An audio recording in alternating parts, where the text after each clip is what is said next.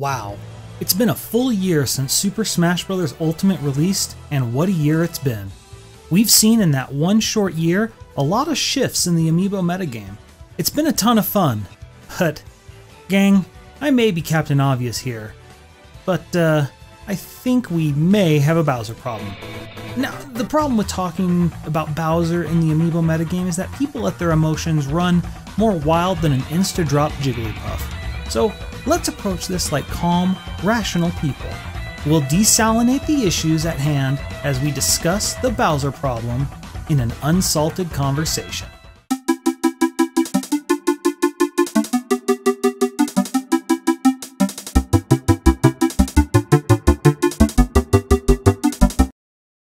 Let's cover the basics. Those of you who don't participate in the Amiibo metagame may be surprised to hear that Bowser is an S+ tier character, given that he's considered B tier over where actual human beings fight. This is due to the fact that Amiibo, unlike their human counterparts, don't read context very well. As such, they don't recognize when someone is using an attack they can't interrupt. It's no coincidence that the three main Super Armor Amiibo, Bowser, Little Mac, and King K. Rool, are considered A+ tier and above in the Amiibo metagame. It's also the reason that spirits that grant super armor are banned in most spirit tournaments. But we're not talking about the spirits metagame today, we're talking about the vanilla one-on-one metagame. The reason for this is the fact that this is the metagame we have the most data on. A big thanks goes out to a titan in the community, Cucco-Master. He has been dutifully keeping track of every vanilla tournament he finds and putting his findings into a spreadsheet. I have linked this spreadsheet in the description below if you would like to take a look at it yourself. It took a long time for me to organize this data, so the data we'll be using is from December 9th, 2019. Other tournaments have happened since then, so this data will be slightly out of date. Before we continue, let's clarify what this video is not going to be. The video is not going to be some impassioned diatribe. This is, after all, an unsalted conversation. We will do our very best to use only cold, hard facts, because competition can be an intense undertaking that sometimes gets people a little hot under the collar. We're going to be focusing on this data so that we can come to conclusions as to what should or should not be done, because that's how we science. If you have a hypothesis, you put it to the test, and you remove as much emotion as you can from the decision. This video is also not going to be some sort of ultimatum. If you see my data and arguments and come to a different conclusion, that's fine. I love the give and take of good, honest debates. And besides, if you're hosting tournaments, it's your rules. This video is not here to shame anyone who has sent Bowsers to tournaments in the past or the future. He's a popular and powerful Amiibo. There's nothing wrong with sending him. Anyone who tries to use this data that I present here to make someone feel bad about sending Bowser to anything is, well, let's just call them a sanctimonious sphincter to keep it family friendly. I really hope I'm clear on this one. Lastly, this video is not to be considered set in stone. As I said, the data I'm using here is slightly out of date, and there's going to be lots more Amiibo that come out in the future. There's going to be more tournaments that occur. There's going to be more trainers that discover little things here and there. We also don't have a ton of data on Incineroar or Simon. New training strategies will emerge, and everything that I say could be irrelevant in the future. It's important not just to have an open mind about right now, but also in the future to examine things and how they change. Now, let's begin. I'm going to be focusing and comparing Bowser to other Amiibo in the A+, and S tiers. I am using the tier list as defined by the most recent tier list on AmiiboDojo.com. Tier lists aren't perfect, but given that we have about a year's worth of data, I'd say it's a relatively reliable indicator of the perceived quality of Amiibo in the metagame. First thing we're going to look at is how each of these Amiibo does versus B+ tier and below Amiibo. Now, sorry, but there's going to be lots of charts. If you think that there are too many charts, well then, sorry. You knew what I was when you picked me up. I'm a chart and data guy. Get used to it. As we take a look, Bowser wins over 66% of his matches against B+ and B tiers, and over 75% of his matches against anything C+ tier or below. But I mean, we're going to be expecting this, right? These are A tiers and ups looking at B+ tiers and below. we're going to be expecting most of them to be in the deep green against all these low tier amiibos, right? Well, as we expand out the standings, we can see that this isn't universally the case.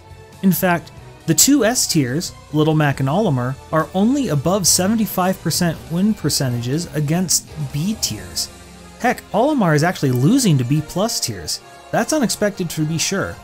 As we go down the list, we see that all other top tier amiibo are actually fairly scattered a bit with their win percentages. Oh sure, all of them are 75% or above against the D tiers, but you know, they're D tiers. This is why, when we tally it all up, Bowser is the only amiibo winning more than 75% of all his games against low tier opponents. Everyone else is scattered between 55% and 75%. This is an important place to start because this highlights the first issue with an amiibo like Bowser. He is very oppressive towards amiibo near the bottom who likely need more experimentation. However, he's hardly the only one who's guilty of this. However, he is the one who is the most guilty of this. These low tiers aren't the only place of concern, however. As we expand out the records to include the records against top tier opponents, we see Bowser is the only amiibo winning over 66% overall. Yup, he's winning 2/3 of his matches against the entire field. That's pretty jaw-dropping, wouldn't you agree? And can I just say, rather cool of Bowser to have exactly 300 wins for this chart. Nice round numbers make Splice a happy boy. Now, win totals by themselves don't tell us the whole picture. A fair argument could be made, and I agree, that if Bowser is cleaning house against low tier opponents but has a healthy number of counter picks in the upper levels, he should not be considered overpowered. So let's dig deeper and look at some head-to-head numbers. Now, first thing we will immediately notice is that against other top tiers, Bowser only has a single counter, Little Mac. He's 1 in 5 versus Little Mac, which is garbage record to be sure. However, he's an astounding 121 and 76 versus everyone else at the top. If your name is not Little Mac, then at least amongst the top tiers, no one can muster better than a coin flip chance against Bowser. This is exacerbated by the fact that, as we take a look at Little Mac, Bowser's one reliable counter, we see that Doc Lewis's protege has garbage matchups against Mii Gunner and King Dedede. He also has rough matchups against King K. Rool and Lucina. You go down this entire chart, you see that everyone has multiple rough, bad, and garbage matchups, whereas Bowser, yeah, he only has the one garbage matchup and a couple of fair fights, but he's favored against everyone else. And this isn't a situation where we need more data. You look at people like Little Mac, Olimar, Dark Pit, Ganondorf, and Pit, they have a lot of gray matchups where we don't really have enough data to be sure. Bowser has the 5th most recorded matchups of any amiibo all time. We know what he is, and what he is a mean green killing machine. Now, even with all this, it could be argued that if there are some oddball matchups that give Bowser trouble down the line, well, then he's not too strong to be included in a healthy metagame. So let's take a look at what B+ tier and lower matchups give everyone trouble. Boom, look at that handy chart. Is there no end to Splice's charting prowess? Well, I've color-coded this madness as well. Let's see if there's anything interesting of note. Well, for one, we see a fair bit of Captain Falcon, Palutena, Yoshi, Pokemon Trainer, Dr. Mario, Incineroar. Word of note, between the time I collected all this data and posting it, Incineroar has been officially moved from the I tier, the tier where we put new amiibo on which we don't have enough data, into A tier. The cat is good. Have fun training. Wait a second. Ridley has a losing record to the Ice Climbers? Holy crap, how are the Ice Climbers beating anyone in A+ tier? I don't know what to do with this. Ladies and gentlemen, it turns out the Ice Climbers are better at beating Ridley than Samus. So that's a thing, I guess. Okay, sorry, focus. We're not here to get distracted by interesting Ice Climber factoids. No, we are here to focus on Bowser's oddball matchups. You'll notice everyone else at least has one orange or worse oddball matchup. But Bowser, it's looking like a white Christmas over here. Remember how I said Little Mac was Bowser's only garbage matchup in the high tiers? Well, it turns out that amongst all amiibo that Bowser has faced at least 4 times, Little Mac is literally the only character who has a winning record against Bowser. That's right, No one but Little Mac can consistently beat the King of Koopas. No one else with a yellow or orange matchup in sight. Little Mac is the only garish stain of red on his record. However, Little Mac's biggest counters are Knee Gunner, DDD, Captain Falcon, Palutena, Pokemon Trainer, King K. Rool, and Lucina. Those fighters are 13th, 8th, 32nd, 12th, 2nd, 14th, and 3rd most popular amiibo to send. That's right, all 7 of Little Mac's counters are more popular than Bowser's 1 counter. Factoring in amiibo popularity, that means Bowser is likely to run into a hard counter once every 76.58 matches. Little Mac, on the other hand, is likely to run into a hard counter once every 5.73 matches. You'll notice those numbers are slightly different. Imagine playing rock, paper, scissors, but paper was played over 13 times as often as scissors. You'd kinda be an idiot to play rock in that scenario. And even if you expanded out the criteria from bad matchups or worse to fair fights or worse, Bowser still only experiences a fair fight or worse once every 6.08 matches. That's right, Bowser experiences fair fights less often than Little Mac experiences hard counters. All this adds up to one simple fact. In any given tournament, a Bowser is much less likely to ever see a Little Mac, because something along the way will likely have deleted the Little Mac by the time Bowser runs into it. However, the rock, paper, scissors comparison isn't the fairest comparison. After all, this isn't just a simple case of rock, paper, scissors, this is amiibo training. Something can be very overpowered but be balanced by the fact it's very difficult to pull off. For example, in basketball, Kareem Abdul-Jabbar's skyhook is considered the most unstoppable shot of all time. So why doesn't everyone use it? Well, people have tried, but it's just very difficult to do, and no one else since Abdul-Jabbar has been able to replicate it. So, could this be a case that Bowser is unstoppable but difficult to fine-tune to being that good?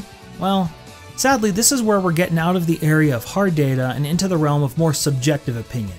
However, something like how easy something is to train, by definition, has to be subjective. So, I decided to get a plethora of subjective opinions and asked around some of the best trainers I know with the best results I've seen and asked them, how easy was it to train Bowser? Point in fact, literally every one of these trainers said that Bowser was a very easy amiibo to train. Some even said he was the easiest to train. So why does everyone consider him so easy to train? Well, partially this is because he has a very good AI and very good recovery, especially for a heavyweight. On occasion he'll mess up his recovery, but that's pretty rare.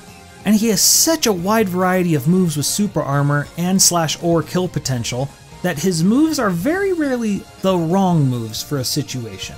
For example, his beatdown and dare are great tools for returning to the ground and preventing characters like Ness from being able to juggle them. On top of that, Bowser's Stomp is a shield abuser. Amiibo's instincts are to shield when this thing comes out, but if they shield a fraction of a second too early, that shield is shattered. Sadly, there's no way to train an amiibo really to not shield this. Some quirk in amiibo programming convinces them that they'll be able to survive this. Thus, we get shield shattering over and over again. No other move breaks shields like this one does, and that's impressive since Marth and Lucina literally have an attack named Shield Breaker. But that's not all. His forward tilt, up smash, forward smash, and down special all have very good kill potential. I've seen his up tilt, even his jab, get kills at percentages most don't. His down tilt is a great ledge guard ability that keeps Bowser safe at the ledge while also giving him great reach, and that's not even getting into the fact that Bowser has percent-based super armor during the startup of all his tilts and smash attacks. Additionally, many of his attacks have this kind of delay or multiple hit frames that give amiibo problems. Take his up smash for example. It hits on the animation upwards and on the animation downwards. Oftentimes, an amiibo will avoid the first hit, only to try and run in and take advantage of what looks like an opportunity and then get hit by the second part of the up smash. And his forward smash. Where do I begin? This attack should be called the Bug Zapper. In theory, it's simple to avoid. Sure, the attack has decent range, but as soon as it stops, he has a fairly wide window where you can punish him. But no, something about an Amiibo's AI means that many Amiibo just sort of walk right into it. Look at this clip here. Bowser starts charging up a smash attack, and Chrom swings like he expects to be able to hit him. Bowser is far enough away that he can safely charge it up, and once he finally lets it go, it has enough range on it that the Amiibo isn't expecting to get hit. If you shield it, it hits hard enough to risk you getting your shield broken. If you dodge through it, it lasts long enough that many times this stall just simply hits you, like in this clip here against Yoshi. Oh, and let's go back to that Chrom clip. Pay attention to his percentage.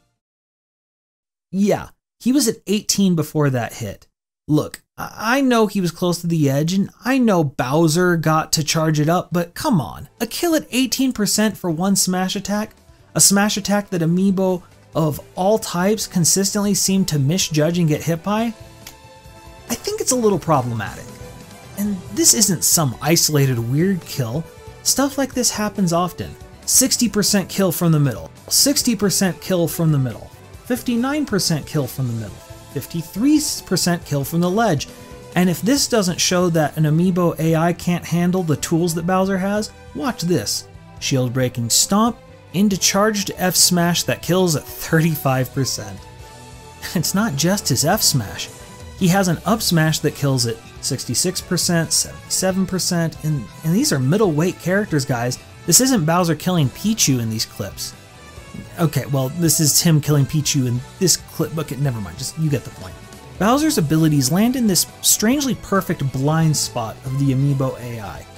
Other Amiibo have big, powerful forward smashes with long windups that mess up other Amiibo, but they don't have the super armor that backs it up the way Bowser does. Other Amiibo have super armor, but their movesets or AI don't take advantage of it the ways Bowser's does. Or they sometimes just have horrible recovery to compensate for it, like in the case of Little Mac or Incineroar. Other Amiibo can break shields, but Bowser's best shield breaking move exploits a flaw in the base Amiibo AI that no other shield breaker does. See, the problem with Bowser isn't that his moves are being unfair as much as it is that they just cause issues with Amiibo AI. Amiibo like Ridley and Zelda have the perfect tools to take on Bowser, but can still fall prey to those gaps in the AI knowledge, which makes some of these matchups that should be in their favor coin flips instead. Against humans, all these abilities are more than fair because we can understand the context of what they do and how strong they are. Amiibo, lacking that sense of nuance, well, it just creates the perfect storm of pain. To top it all off, Bowser is a heavyweight character with excellent recovery. Normally, the weakness for a heavyweight is that they can be gimped with good off-stage play. This is definitely the case with characters like Incineroar or Ganondorf. However, Bowser can get perfectly fared by Chrom twice, and, due to his great recovery, get back to the stage just fine. This removes an entire field of counterplay from anything that could rein Bowser in. Now, this isn't to say it's impossible to train a bad Bowser. You can definitely ruin the Amiibo by jumping too much or dodging too much so he doesn't take advantage of his great strengths. But even one of the common mistakes that trainers make on Amiibo ends up being an advantage to Bowser. Any other Amiibo, if you train them too much to charge their smash attacks, it's going to cause them to get punished. But as we've already seen with Bowser, they get confused by his forward smash, and thus sometimes just standing there and overcharging your forward smash is something you get rewarded for. That's not exactly an ideal situation with a top tier Amiibo being rewarded for what is universally bad play. Okay, so I've shown Bowser is statistically dominant. I've shown that Bowser has only one true counter, and that counter, Little Mac, is very likely to be defeated before Bowser even sees him. We've demonstrated why Bowser is easy to train and highlighted the fact that his moves exploit flaws in the base AI the way no other Amiibo does. But even with all that, I'd still say that isn't enough to justify banning Bowser yet. After all, if something is very hard to defeat but is rare to acquire, it could be balanced. So, is Bowser hard to acquire? Now comes the part where we throw our heads back and laugh. Ready? Ready! Well, no. Odds are if you train Amiibo at some point, you've had ample opportunity to snag a Bowser Amiibo. He has 5 different models: Smash Bowser, Mario Party Bowser, one of the two Skylanders Bowser, or the Mario Odyssey Bowser that I'm seeing a lot of stores have just restocked. Bowser Amiibo are plentiful and available for anyone who wants one. Okay, so sure, he's easy to get a hold of, but another argument could be made in favor of keeping Bowser around if he was just really fun to watch. So, is he fun to watch? Well, this is obviously another highly subjective topic, but my opinion and the words of most of the community would agree with Detective Peralta in saying, "You're boring." Bowser games don't really have a lot of flash or excitement. It's just a test of, did you stand in front of the forward smash? If the answer was yes, you die. Ironically, the very tools that make Bowser so good are the tools that rip any drama or amazing plays out of his matches. You're boring. Sure, it's interesting to see a hydraulic press in action, but after the first few dozen times, it's just sort of like, well, it crushed it again. Oh, it's a candle this time instead of a magic 8-ball? Yippee! Look, it just loses its intrigue after a while.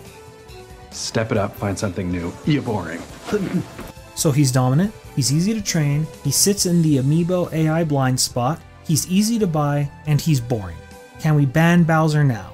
I would argue no. We cannot yet ban Bowser. Why not? Let me use an analogy. Did you ever hear the tragedy of Darth Plagueis the Wise? What? No, Palpatine, get out of my video. No.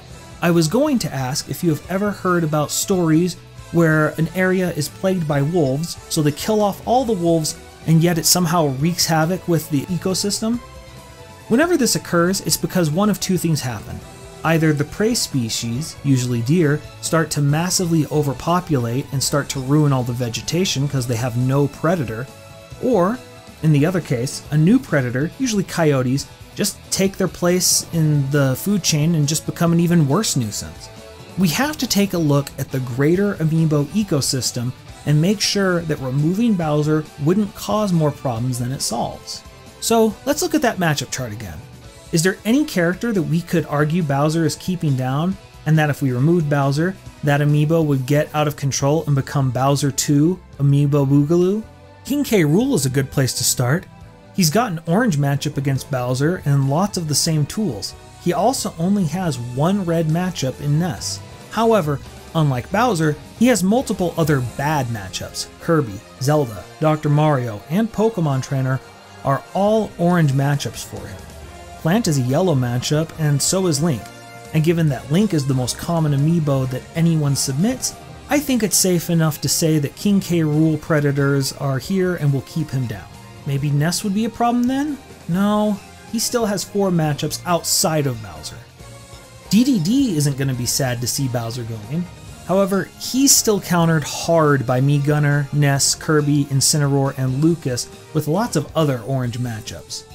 One could argue that Plant may be an issue. He's got an orange Bowser matchup and a red Little Mac matchup. Make no mistake, if we remove Bowser, it's gonna hurt Little Mac and he's probably gonna drop down a peg because he just lost his best fight. However, Ness and Incineroar are hard Plant counters still. Plus, they still have Pit and Captain Falcon in orange with a good number of yellow matchups, so Plant probably won't be an issue. Probably the biggest winner of Bowser being banned would, of all people, be Kirby.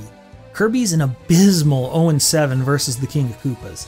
He's got a 75% win percentage against Olimar, Mii Gunner, Dark Pit, Ganondorf, DDD, Pit, Zelda, and these are all A and above tier Amiibo. So without Bowser to keep him down, might Kirby become king? Still doubtful. Kirby is a hard counter by Piranha Plant, and without Bowser, we're likely to see more Plant. Additionally, Kirby has some very oddball weaknesses versus Shulk, Lucario, Mega Man, Pikachu, and Pac-Man. So, while I do think Kirby might turn out to be the biggest winner in a hypothetical Bowser banning, I don't think he'd get out of control. Kirby's oddball matchup issues might actually be one of the greatest arguments in favor of banning Bowser. Look at this chart here. Bowser has more than 75% win percentage against everyone C+ tier and below. There are others like Link and Dark Pit who are close to that, but Bowser's the only one who's that consistently that dominant. His overall win percentage against everyone B+ and below is still over 75%. That means that if Bowser's allowed in a tournament, you flush any chances of making some noise if you send anything less than A tier or above.